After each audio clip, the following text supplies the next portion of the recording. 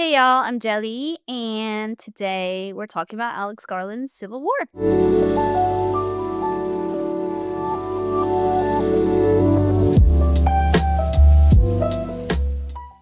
I want to talk about Civil War because I think it's one of Alex Garland's lesser appreciated works, and I love Alex Garland. I think he's a fabulous writer-director. I think he's probably one of the greatest writers of our time, and so I love his work. I love his sensibilities. I love his style, like all of it. I just think he's great. Sometimes he misses, and sometimes I think the audience is the one that's missing. So, I think for Men, the film entitled Men by Alex Garland, that is definitely one of his works that is, less understood and less appreciated. It's kind of when we're like, yeah, okay, I kind of get it. I see both sides. I see both Alex Garland's side of, why it's great, and not that he's out here going, everyone, it's great, you know what I mean? But, why it works. And then I also see, the audience perspective, why it doesn't work. So, for that one, I do see both sides of it. For Civil War, I do lean more on y'all are fucking wrong, and this film was amazing, and I want to talk about it. I want to talk about, what I really love about Civil War, and I do want to touch on some of the things, some of the critiques that I hear about it. I don't want to say that it's wrong, because if it's your critique, it's your critique. Whatever. You know what I mean? Do you? But I do want to, chat a little bit about, I guess my response to those critiques of Garland's work. So, first, why is the cause of the war in Civil War unimportant? So, a big critique I do see is, people saying, never explains why we're in a civil war. I hate that. It's so dumb. And so my response, my rebuttal is, it is unimportant. So I kind of put it in the question, but it's not important. So why is it unimportant? Because it's the setting of the film. It's the backdrop. It is not what the story is about. The story is about these war photographers and their journey to photograph and interview the falling fascist president of the United States. And within that, they take up this secondary goal of initiating or almost raising, I'll get into that, my use of that word later, initiating Jesse, who's played by Kaylee Speedy. What up? And so for the film to strongly assert what each side stands for would cause the viewers to take sides. And if you're taking sides in this war that's in the background, then you're not engaging with what's in the foreground, which is these photographers. And the photographers, at no point do they talk about which side they're on. We don't even know if they're really taking a side or if they are truly just here to photograph, right? So it would be, I would say, inappropriate for the audience to take sides. And so the story is written in a way that you can't, right? You're supposed to see humanity, every person in the film, in every character, minor character that we interact with as we go through this journey. And so if you don't know what side they're on, then you can't dehumanize. You don't know who you're supposed to dehumanize, right? There is no other in this film. It's this Civil War. We're all American. We get into what kind of American speech. I'll talk about that a little bit later. What kind of American are you? You as the audience member are not supposed to differentiate it, right? I think we see this really clearly in the scene where Carl Glusman is on the ground shooting at somebody in a house that's shooting at them. So we have two snipers on the ground. One of them is Carl Glusman, and a guy in a house far away, also is sniping at them. And our crew kind of gets caught up in this. And it's a humorous scene. Carl Glusman has some really nice little zingers in there. But I think a really important part of this scene is that Carl Glusman and this other sniper who he's with, they don't know who they're shooting at. They don't know what side they're on. And so Wagner Mora's Joe, he's interviewing them, and he's perplexed by this. He's like, so you don't even know if they're on your side or not? And they don't. They are just shooting at him because he's shooting at them, right? The way I worded that, Carl Glusman and the other guy are shooting at the one sniper over here because the one sniper over here is shooting at them, and that's all there is to it. Very simple, very primal. And I like the scene as a whole. It's quite funny. It's very beautiful. It's well done. It's interesting. It's exciting. But it demonstrates two things. Within the world of the film, it kind of demonstrates how war goes sometimes, right? We are just human. We are just animals trying to survive. But then also, outside of the fabric of the film, now kind of going towards us, the audience, reflecting, they don't even know what's going on, so you don't need to either. And I'm joking. That's not the point of it. But it helps us, again, even in a scene like this, again, we are not supposed to know, quote unquote, who to dehumanize. We are not supposed to sit with these two and take sides. We kind of do, because we can only see one side, so the other side, becomes just faceless. And very similar with the earlier battlefield scene where we're with a group of guys and we just kind of see that they're shooting at people, but we don't see their faces. We don't know them, right? So we do kind of take a side. We're on the side of the people that we're seeing, but we do not ever learn what side they are on. They don't ever say, oh yeah, they're with the California-Texas line. Or it sounds like there's like more than two sides in the Civil War in the film, but again, it doesn't really matter. So they don't know like where these people rest on the political spectrum or within the Civil War, what sides are and what they represent ideologically, politically. We don't learn that because our photographers don't talk about it or ask, because that is not their job. Their job is to be objective, to take photos, and to record this war, right? So we need to do the same. We need to be objective. We need to shut the fuck up. We need to not take sides. We need to witness this war, this film, this photographer's journey. What we do know is that some are going to be allied with this fascist president and then some aren't, but we don't know who to. And I think that's why it's really smart that California and Texas are allied in this reality, because it helps it not become a red-blue thing. Because if we did have California and Texas be separate, we go, okay, well, that's the red side, that's the blue side, that's actually, like with Trump, and that's actually the side, now we're getting into something that this film is not trying to be. It's not that. So I like California and Texas being allied in that way. I think that's a really smart move for that. And I have seen some people like kind of rationalize in what world and like what situations it would make sense for California and Texas to be allied.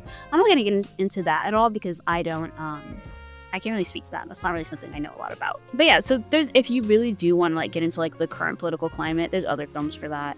That's just not what this film is about. And I think for Alex Garland to have asserted what's going on, it would detract and distract from what's actually going on. Were you silenced or were you silenced? Be silent or were you silenced?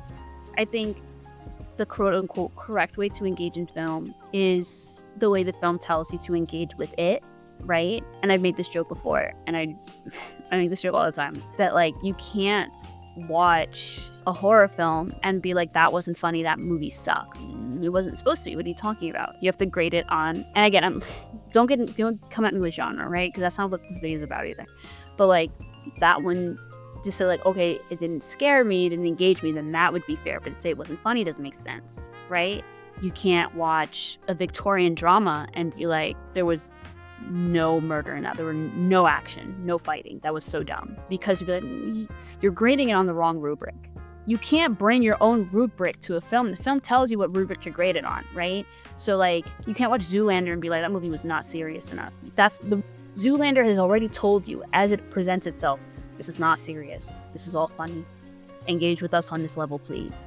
So then you have to go, okay, Zoolander, I'm engaging with you on that level. And then you can watch it and enjoy it and know how to grade it. And then because Zoolander has told you, engage with me on this level, everything is silly, everything's ridiculous, heightened, fun, you can watch it, go, okay, this is funny. You can watch Almost and go, be like, hilarious. But if it tells you that, and then the rest of the film, it just isn't funny, it isn't silly, it isn't at this like funny heightened reality, then okay, well, then they failed. They've asked me to engage with them on this level, and they weren't able to deliver on the level that they have introduced, right? So I think for Civil War, it does introduce itself saying, and like, maybe, okay, I will give it that it doesn't maybe outright say it immediately. You kind of have to go along the journey to understand a little bit into the film to go, okay, they're not going to get into that at all. But I do think, though maybe it takes longer than people would like, the film does tell you, hey, we're not engaging on that level. The film's not about that. It's about photographers, okay? This is what the film is about. The political stuff is in the background. You can piece some stuff together, but it's not in there. It is not in there to fully piece together exactly what went down. It's background. Getting into a bit of the story, something I do really like is this dynamic between Jessie, played by Kaylee Spaney, Lee, played by Kirsten Dunst, and Joe, played by Wagner Moura, LO. All right, and we have a fourth person like along through the journey named Sammy. I feel like no, they do say Sammy a lot, especially after this is all spoiler talk, okay? Especially after he passes, I feel like they say his name a lot because everyone's talking about how much they love Sammy. But anyway, he's played by Stephen McKinley Henderson. So that's like the four people we have in the truck, but like the main like relationship is between the three: Wagner Moura, Kirsten Dunst, and Kaylee Spaney.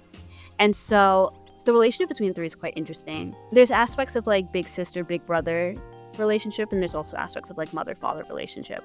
So at multiple points, we do see Jessie, Kaylee Sweeney, put herself in situations that she doesn't know how to handle. She doesn't know how to handle the biggest one. The first one is when they stop for gas, and Kaylee sees like off the road some like dudes hanging, and she gets out of the car to go see it, assumably take a photo.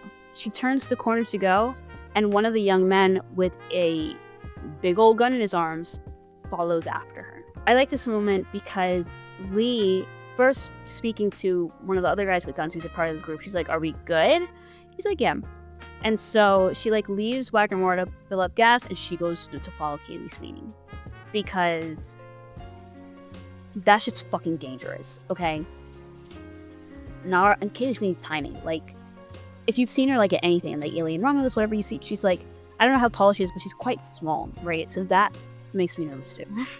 Like, not that like if she was tall, I'd be like, yeah, leave her alone with that young man with that like aggressive looking man with the gun. Like, I'd still be like, no, but you know what I mean. I do think it adds like her kind of like aura of like innocentness that works for her, I think, as an actor. Anyway, whenever Jessie does put herself in these situations, Lee steps in and will usually like handle it for her and in a way model to her what she should have done, which is great teaching moment. So like in this situation, like this example I'm giving now, is like this first big moment, she gets over to where these bodies are hanging. The like young man is there with her, and he's instigating a bit, you know, he's goading her a bit. He's like, yeah, go ahead, get closer. And then he's like waving the gun around. He's like, what should we do? Like, you tell me, what should we do? Should we kill them? Should we beat them up and hang them here for more days? Like, what should we do? Kaylee Sweeney's overwhelmed, right? She's got tears in her eyes. She's scared. These two men are like hanging from noose, like I think they're hanging from their arms or whatever, because like they can't be, they're alive, and they're sputtering up blood. They're like barely breathing. One guy's like, please, I have a family. And Kaylee Sweeney's like, whoa, like way overwhelmed. She's a little out of her depth. Lee steps in immediately and is able to defuse the situation in a second, and she does it in a way that only a photographer knows how to do. She does it in a way that you can tell she's been in this type of situation before. So Lee steps in, and like as this man is goading her, like, oh, you tell me, what should we do with these guys? How should we fuck them up? Lee comes in, very calm, and she goes, can you get in between them? I want to take your photo. And it diffuses immediately. He's like, oh, me? My photo? You know, like, I'm like, so, and he didn't do any of that, but like on the inside, that's what he was doing. He's diffused immediately. He's like, okay. He gets in between them. He like holds his gun up, and she takes a photo of him. We see after that, Kaylee Sweeney's like upset with herself because she didn't take a photo at all. She was so overwhelmed and so scared that she forgot what to do, which is normal. That's totally normal. But like, that's something that I could see, you know, post-film in the future, whatever other situations that Kaylee Sweeney's character finds herself in, remembering what Lee has taught her, remembering that moment with Lee, and being able to do stuff like that, you know? So I saw that very much as like a Big Sister moment. And then after that, they have another moment where Lee takes Kaylee Sweeney out, like they get out of the car to take a photo of a fallen helicopter in front of a JCPenney. And like stepping aside from like this whole like mother-daughter thing that we have going on, some people did not like that imagery of the helicopter in front of the JCPenney. They're like, oh, like, I don't know.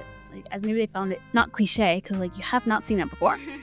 But like, I don't know, maybe they found it like a little gaudy. I quite liked it. I liked all the imagery. I liked the kind of thought experiment it was of like what America looks like in a war zone, because that's something that we've never seen before. And what we imagine when we think of war zones, because of what we see on the news, because of what we're shown in movies, and because when we think carefully about what I'm about to say, because my feelings about the American government are not remotely positive, and I don't want to get this video taken down. My censored version of what I want to say is because the American government, because America likes to take all conflicts elsewhere and put other people at risk for whatever dumb shit we're trying to gain. Because of that, Americans don't know what war would look like on our soil. We've never seen it. We've never seen anything remotely close to it. The only time you think of it like war on American soil, like people are in like 17th century garb, you know what I mean? So it's just different, you know? So I like that thought experiment of like, what would it look like if it happened on American soil? What would that look like? How would the landscape change?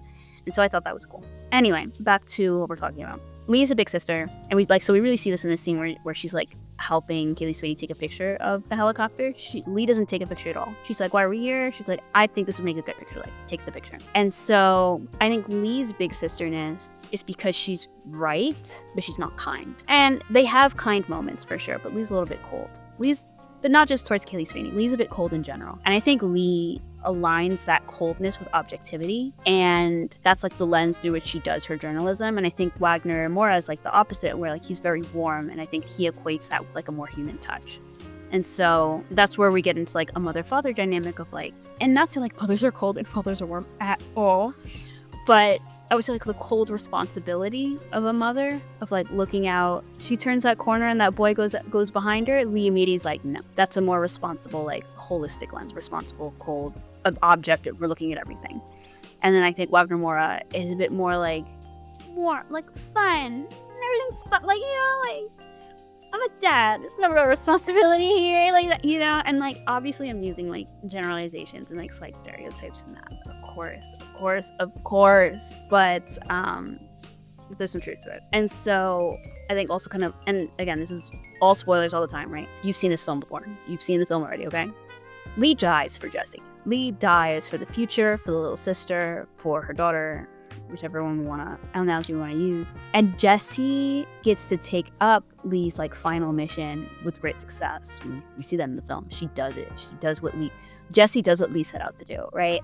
And I think that I think her dying for her is very like motherly, very sisterly. And then we have Wagner Moura, like I'm saying it, like slightly irresponsible brother figure. At times I want to say brother, at times I want to say father, right? So like when they're going crazy, like jumping from car to car, that's very like, everything's fun. Like, But one thing I really like in their first like battlefield experience, we see that Kaylee Sweeney she's like really in it. She's taking photos. She's like putting herself like a little bit in the line of fire, similar to what Lee is doing. But because she's the baby in the situation, Wagner Moura is like holding the back of her vest the whole time, right? So, because Wagner Moura isn't photos, he writes it down, right? So he's got a hand. He's holding her vest the whole time, and so that creates this kind of safety for her where she can step out a little bit into danger's way, because if she gets a little too far, there's someone there who's watching everything for her and can pull her back, right, to make sure that she's safe. So I think it's like two-pronged approach between Wagner Moura and Kirsten Dunst to parent Jesse, Kaylee Sweeney. They do it well. Like, I think their two styles come together really well for her, and they both have good advice for her and genuine care for her safety and mental well-being. And like we see Jesse like throughout this film being parented by these two. She's like deciding who she'll model herself after, her mother, her father, because we have like Wagner Moura style of like emotional, fun antics that almost get killed and that do kill the beloved grandfather of the group. Sammy. She's seen that it's dangerous. She's seen that it's irresponsible, in my opinion, but we also see that she says with her own, like, out of her own mouth that she's never felt more alive, right? So we see there's like a slight addiction to that, like, adrenaline rush of it all. But then will she decide to become more cold, like Lee, more objective, more just like Lee's very emotionless through a lot of this, very just, you know, like slightly robotic, and like that's how she knows. I mean, you can't be in a battle zone taking a photo like that, you know what I mean? Like, she's calm, cool, collected, like she's doing the damn thing. So will she choose to become more like that, more like Kirsten Dunst? And we see, like, in the final moments of the film that she takes in both her mother and her father. She's cold as fuck in that last scene as she's going through the White House. She doesn't give a fuck. She is singularly focused. She's cool. She's calm. She's collected, like Lee. But she also takes on, like, Wagner Moura. I'm sorry, I keep mixing up character names with their real names. But she also takes on Wagner Moura, Joe's, like, sense of recklessness and, like, need to be alive, right? Like, because she really stands on her own when she's walking down the streets to the White House and through the White House. Like, she's putting herself directly in gunfire, right? And, like, there is a moment where, in all this chaos, she smiles at Joe, Wagner Moura. She smiles at him as she's putting herself in harm's way. So she shares that with him, of like that newly, for her new, for him not so new, newly in love feeling with, like, just being alive, being in this, like, crazy adrenaline rush of a job. And it's that coldness that was taught to her by Lee that allows her to push through, especially right after Lee dies. And so because she's not getting bogged down with emotion, she's able to, like, Lee just, like, she just leaves Lee there. And, like, she is in shock. We can see she's in shock. She's not a robot. She's not crazy. But she's able to slightly more objectively go, okay, Lee's still going to be there when I get back. I can cry about her later. I have to get the shot of the president being killed. So she does. She gets up. and she does what she needs to do, and she gets the amazing shot that's gonna like put her in the history books, right? And so separate now, I want to feel like I know I just like spent a whole time like talking about this this familial relationship like structure that they have. Stepping away from that for like 1 second, there is also like a subtle love triangle happening that is, I think, quite interesting, and I think it adds to that dynamic in a way that I really like. So, and it's very tepid, which I think is quite realistic. There's no like giant proclamations of love. Like no one is like hardcore pursuing anyone in any kind of way. Yeah, like you know. So Wagner Moura, who plays Joe, pursues Jessie, Kaylee Spaney. I mean, he lets her come because she's cute. You know what I mean? Like they're flirting a little bit. And we see that like that first night when they're about to go to sleep. Like Wagner's like, wake me up if you're scared. She's like, I'm fine. Like she doesn't say like that, but I'm saying it like she's fine, leave her alone. So like Wagner's pursuing Jessie a little bit, but Jessie's pursuing Lee, and like not necessarily romantically, but like it is established that Jessie is like, she really, really admires Lee. She knows everything about her. Like she's a fan. Really excited to be on this journey with Lee specifically. Like you see it like throughout the film, but I think probably the clearest moment of like this little cute love triangle that they have going on is when Kaylee Spaney is taking a photo of Lee, Kirsten Dunst, in a dress shop. She encourages Kirsten Dunst to try on this green dress. She tries it on. She takes a photo, and she's like slick with it too. Like she's like standing there. She's waiting. She's like, you told me to wait for like the right moment. And like she's taking a while, and like she gets Kirsten Dunst to like laugh a little bit, and that's when she takes the photo. Like she finally gets Kirsten Dunst to smile. This woman does not smile a lot in this film, right? Because remember, like coldness, objectivity is her game. So, and that's like a very cute moment. She does it twice. She gets Kirsten Dunst to laugh twice and like takes the 2 photos, and she has that now because we know Kirsten Dunst is dead. Lee is dead. Let me not say dead with the real actor's name. God forbid. So we know Lee's dead now being after the film. And so Wagner Moura, Joe, comes over during the scene. He's like tried on a hat, and he's like, I don't remember what he's like. He's like, hat looks good on you. And they're like, and Kaylee Spaney like joke, he's like, yeah, looks good. And he's like, aren't you gonna take a picture of me? And she like very like joking. She's like, oh, I just running out of film. And he's like, oh, you're mean. He like walks away. And I think it's like a cute moment. It's meant to just be humorous, but it also does, I think, really well demonstrate this love triangle of Joe wants Jessie, Jessie wants Lee, Lee just wants to get that photo. And I think also because of that love triangle, it makes it interesting to imagine like what comes after this. You know, Lee is dead. Jessie is now the most famous photographer in the world, probably, for that killer photo of first the president getting killed, and then like the one that we see slowly developing at the very end with the end credits of the soldiers standing around dead President Nick Offerman's body like he's game, which I love. I love the photo. I love all of it. I don't know. It's just I like the love triangle. I think it's interesting. That's all I really have to say. That it's there, and then I think it's interesting.